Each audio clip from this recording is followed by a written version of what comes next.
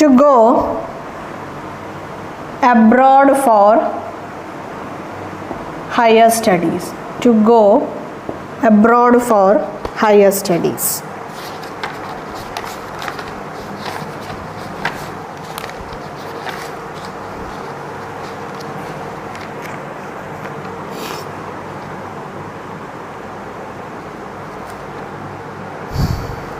Yes, നോക്കിക്കോളൂ.